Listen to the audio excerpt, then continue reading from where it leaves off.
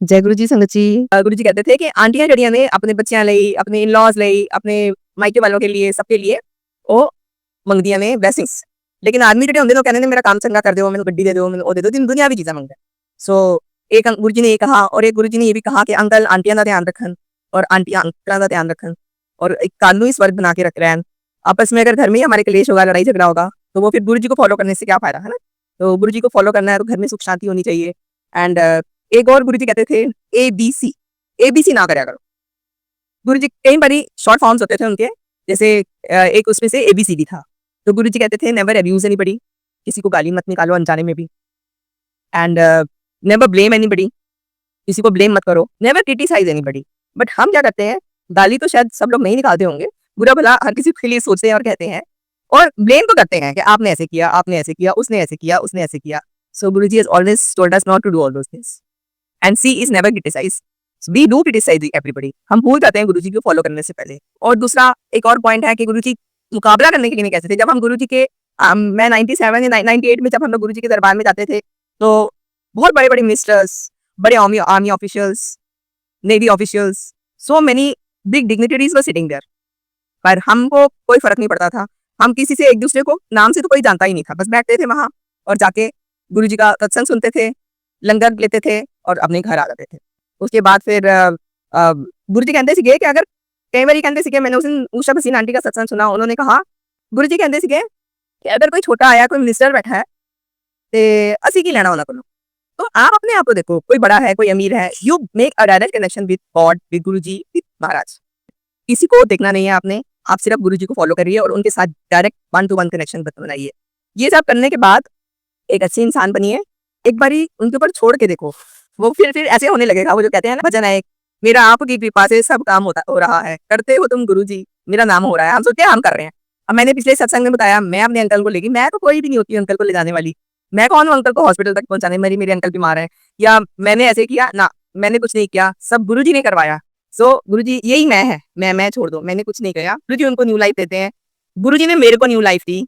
गुरु जी बार बार हमें new life दे रहे हैं, हमारा ध्यान रख रहे हैं। हम घर में हर काम करते हैं, किसी में हमें डांट भी पिटती है, बोलते हैं ये अच्छा ही किया।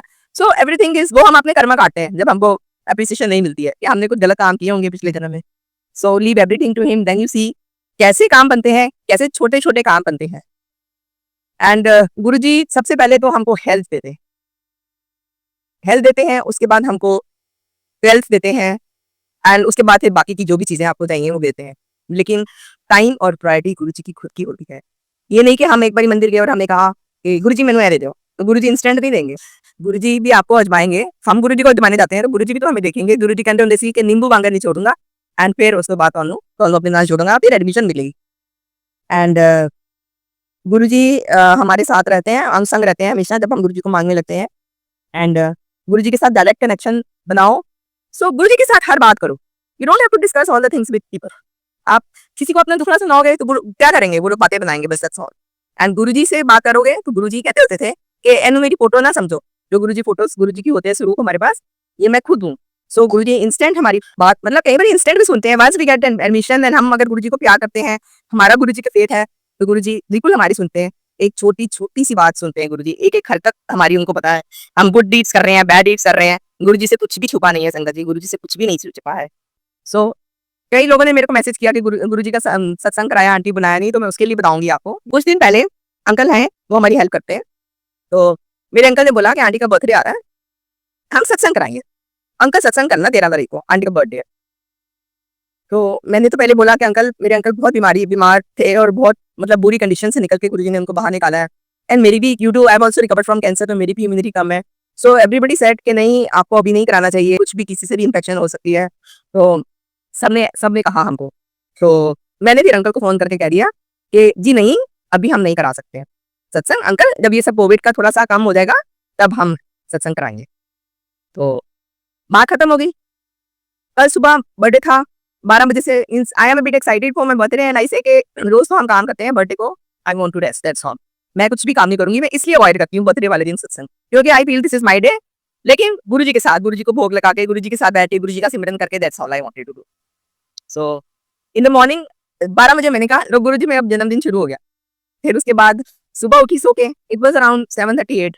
आई सेड सो गुरुजी आज दा दिन तो चढ़ गया हुन happy birthday to me and उसके बाद आप देख लो हुन तुसी किवें बर्थडे मनाना है। मेरे तो बस ही है नहीं है, मैं तो किधरे जाना भी नहीं है। वो अंकल को हमने कहा था कि अंकल बर्थडे नहीं मनाना है।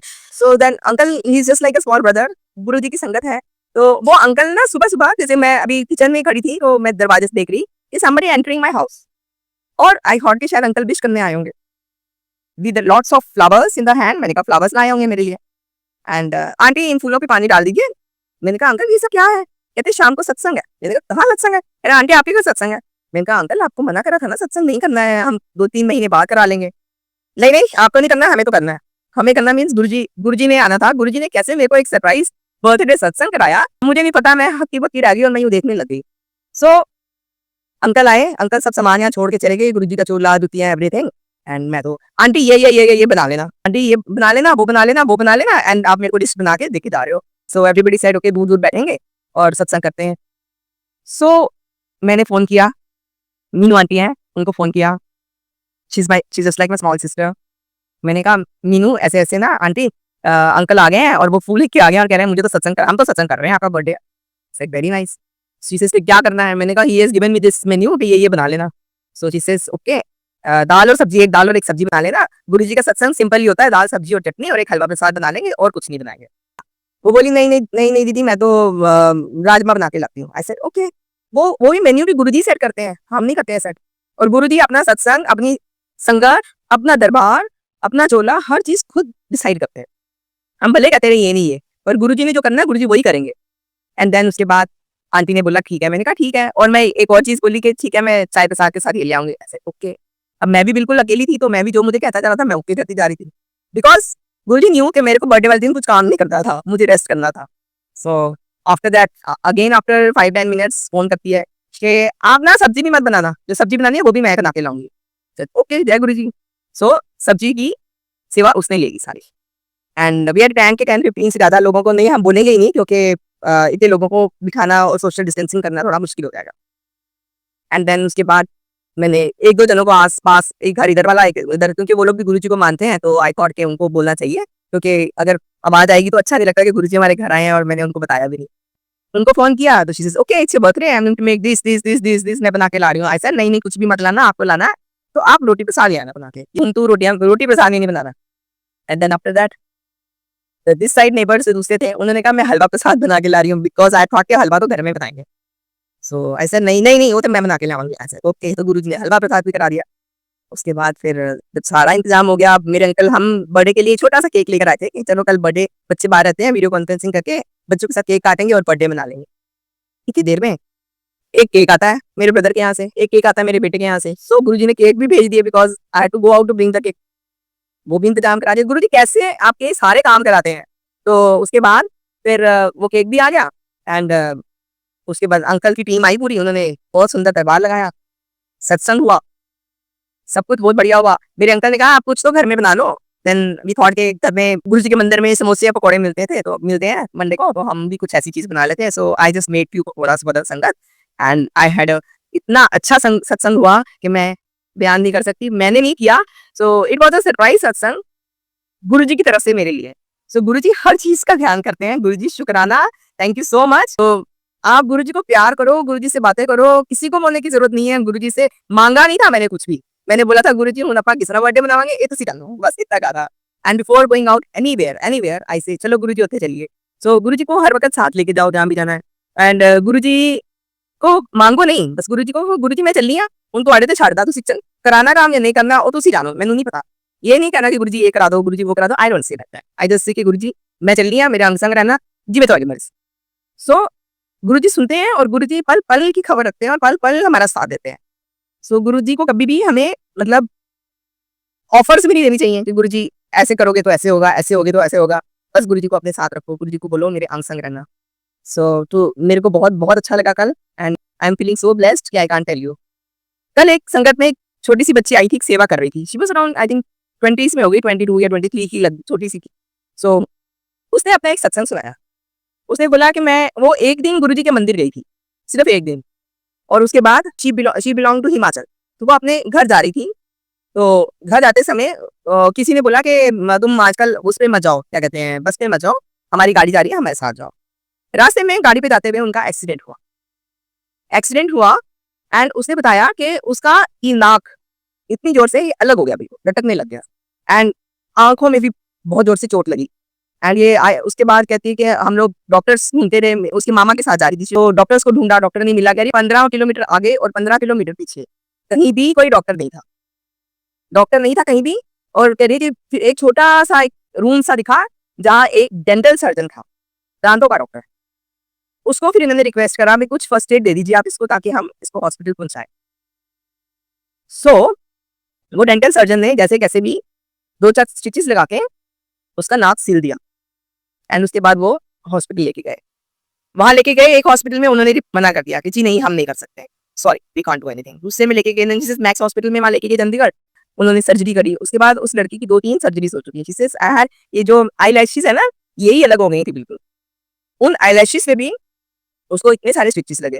तो शी सेड कि गुरुजी मैं एक बार ही मंदिर आई हूँ, सब लोग कहते हैं आप अभी भी हो। तो उसने बोला कि गुरुजी अगर आप हो तो प्रमाण दो अपना और मुझे बताओ, मेरे को ठीक करो, मेरे को बताओ कि मैं ठीक हो जाती हूँ। तो शी सेड के 2-3 सर्जरीज हुई, लेकिन she was very sweet, very nice. नाक बिल्कुल ठीक छोड़ा उसका, उसके आंखों में स्टिचेस लगे, सब हुआ। पर मतलब गुरुजी एक बार भी मंदिर जाने से कृपा करते हैं। जरूरी नहीं है कि हमारी वो एडमिशन कहते हैं ना, कई लोगों की फर्स्ट टाइम हो जाती है, कई लोग कितने कितने महीने कितने सालों लगे रहते हैं, तब भी गुरुजी उनको नहीं एक्सेप्ट नहीं करते हैं। मतलब उनके मंदिर तक जाना अलाउड नहीं होता, उनके हुक्म से हम कहीं भी नहीं जा सकते। गुरुजी ही डिसाइड करते हैं हम मंदिर के द्वार तक पहुंचेंगे कि नहीं पहुंचेंगे, और गुरुजी ही डिसाइड करते हैं हम सत्संग पे जाएंगे कि नहीं जाएंगे, और किस सत्संग पे कितनी संगत और कैसे आना है, सब गुरुजी डिसाइड करते हैं। सो लीड एवरीथिंग ऑन गुरुजी। गुरुजी के ऊपर सब कुछ छोड़ दीजिए और फिर देखिए संगत जी गुरुजी क्या-क्या करते हैं। गुरुजी के साथ बस डायरेक्ट कनेक्शन बनाइए और किसी को ब्लेम नहीं करिए, किसी को एक्यूज नहीं करिए, किसी को क्रिटिसाइज नहीं करिए। इनसे आई थिंक गुरुजी दुखी होते हैं, गुरुजी को अच्छा नहीं लगता ऐसे करते हैं। और मैंने पहले भी बता चुकी हूँ कि जो भी मेड्स घर में आती हैं, कोई पार्टी होती है, गुरुजी कहते थे सर्वेंट्स नो बच्चे आया नहीं देना, उन्होंने बस पहले काट के रखना है। तो ये सब गुरुजी के, अगर आप गुरुजी को फॉलो करते हैं तो ये सब उनकी रूल, उनके जो थे बताए हुए वचन, उनको आप फॉलो करिए।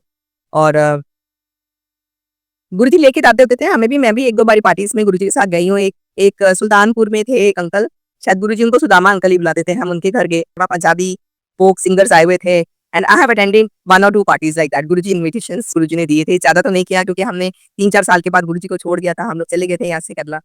लेकिन हम छोड़ के चले गए नहीं गए थे गुरुजी का। हम 2003 में 1998 में गुरुजी के साथ जुड़े थे एंड 2003 में चले गए थे, फिर 1 साल यहीं रह के नहीं गए और 2004 में हमारी ट्रांसफर हुई। Then we came back in 2009। लेकिन इस बीच में गुरुजी ने हमारी बहुत हेल्प करी वहां भी। बच्चे के लिए मेरे बेटे को इतना अच्छा मतलब रियलाइजेशन कराया कि नेवर यूज्ड टू स्टडी। मतलब वो स्टडी करता ऐसे था कि वो गेम्स में जुड़ा रहता था, डांस करना, प्लेस में जाना, उसको ये सब चीजें अच्छी लगती थी, बुक खोलना अच्छा नहीं लगता। तो वहां जाके उसको रियलाइजेशन हुई, बिकॉज केरला जाके उसको लैंग्वेज प्रॉब्लम हुई। लैंग्वेज प्रॉब्लम होने से he started opening the book and studying and संगत जी उसने इतना अच्छा रिजल्ट दिखाया, उसके बाद उसको रियलाइजेशन हुई अभी भी। देन ही वहां पे 12th करने के बाद ये अगेन केम बैक। जब उसकी फर्स्ट पीटीएम मीटिंग हुई, मैंने पहले भी सुनाया है, तो टीचर ने उसको बहुत अप्रिशिएट किया कि बहुत इंटेलिजेंट बच्चा है। सो उसके बाद उसको पता चला कि नहीं, मैं तो बुक ही नहीं खोलता हूँ, मैं बहुत इंटेलिजेंट हूँ। एंड देयर आफ्टर उसने, छोटे बेटे ने मेरे अपनी ग्रेजुएशन दिल्ली यूनिवर्सिटी से की एंड बोला साउथ में नहीं रहूंगा क्योंकि साउथ में उसको साउथ का कल्चर नहीं अच्छा लगता था, मैं तो नॉर्थ जाऊंगा। एंड फिर उसके बाद ही did his masters in Sydney Australia and then after that he did his CPA. जो बच्चा पढ़ता नहीं था उसको गुरुजी ने सीपीए बना दिया and he is a certified accountant now. So Guruji का शुक्राना। My kids going to Guruji. छोटे छोटे थे और गुरुजी को माथा टेकते थे, और गुरुजी मतलब गुरुजी कहते थे कि बच्चों को मत लाओ, छोटे बच्चों को मत लाओ, क्योंकि वो ध्यान लगाते थे सब लोग, तो वो डिस्टर्ब होते थे। कहते थे छोटे बच्चों को और बूढ़ों को, जो बड़े हैं उनको घर से ही मेरी ब्लेसिंग्स हैं। घर का एक इंसान भी अगर गुरुजी के पास पहुंच जाता है तो उनको ब्लेसिंग्स, गुरुजी की पूरे परिवार को ब्लेसिंग्स मिलती है। सो और हमारे साथ जो भी जुड़े हुए हैं, जितने लोग भी जुड़े हुए हैं, हमारे फ्रेंड्स, हमारे रिलेटिव्स, सबको ब्लेसिंग्स मिलती हैं। जरूरी नहीं है कि हर किसी को मंदिर जाके ही मत्था टेकना तभी मिलेगी, या गुरुजी के दरबार में जाके ही ब्लेसिंग्स मिलती थी। पर नहीं, हमारे बच्चे थोड़े बड़े थे, शोर नहीं मचाते थे, और उनको भी वहां जाके बहुत अच्छा लगता था।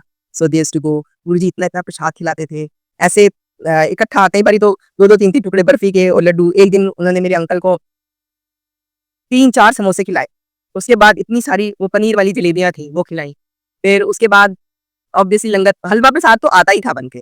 थोड़ी देर के बाद हम लोग लाइन लगाते थे, फिर गुरुजी प्रसाद बांटते थे और हम लोग बाहर जाते थे, हाथ धोते थे, अगेन ये used to come back and फिर हम लोग बैठते थे। फिर अगर थोड़ी देर बाद हलवा आता था, अगेन हम लोग लाइन लगाते थे और हमें हलवा प्रसाद मिलता था।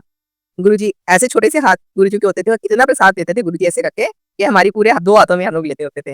एंड फिर उनको हलवा प्रसाद खिलाया। हलवा प्रसाद खिलाने के बाद फिर लंगर प्रसाद तो होता ही था रोटी वाला, रोटी, सब्जी एंड चटनी वाला। उसके बाद फिर जब हम लोग आज्ञा लेते थे गुरुजी से, तो अंकल आज्ञा लेने लगे तो गुरुजी बोले अंकल को कि अंकल को नोएडा वाला बुला देते हैं, क्योंकि हम लोग तब नोएडा रहते थे। सो कहते थे कि नोएडा वाला कल जाके ना अपनी शुगर चेक कर ली। तो मेरे अंकल ने शुगर चेक करी, नेक्स्ट डे पूछा, नेक्स्ट टाइम जब हम आए भी सुबह 1 से भी गुरुजी का हुक्म था कि 8 दिन ही आया करो। जब हम अगली बारी आए वापस, तो गुरुजी ने बोला तेरी कितनी निकली? शुगर नॉर्मल थी अंकल की। डर तो रहे थे कि गुरुजी इतना खिला रहे हैं, इतना खिला रहे हैं, तो पता नहीं क्या होगा, कितनी शुगर निकलेगी। लेकिन दैट वाज़ हिज़ मेडिसिन। गुरुजी का जो लंगर प्रसाद होता है, वो हमारी मेडिसिन होती है। ऐसी मेरी फ्रेंड है, उसने लंगर खाने गई तो उसमें सूखी लाल मिर्ची आ गई इतनी बड़ी-सी। She kept on looking at me, अब मैं क्या करूँ? उसको अल्सर की प्रॉब्लम थी। मैंने धीरे से कहा कि आपको ये खानी पड़ेगी। कहते क्यों? बोली कि मैंने कहा कि रोटी में लगा के पहले खा लो किसी तरह से, क्योंकि उसने जिस दिन से वो मिर्ची खाई है, संगत जी, उसका अल्सर ठीक हो गया। कहती है दैट वाज़ अ चमत्कार फॉर, उसने अभी खाई है, अब नहीं, अभी किसी सत्संग में मेरे साथ गई थी वो, तो उसने बोला कि मैं उस दिन सत्संग पे वो मिर्ची खा के मेरी तो एसिडिटी और वो जलन और वो प्रॉब्लम सॉल्व हो गई है। गुरुजी मीठा खिलाते, शुगर ठीक करते थे और अल्सर्स ठीक करते थे। मिर्ची गुरुजी के खाने में मिर्ची होती थी थोड़ी, मतलब that was his way of treating. So मेरे अंकल को की शुगर उन्होंने ठीक करी।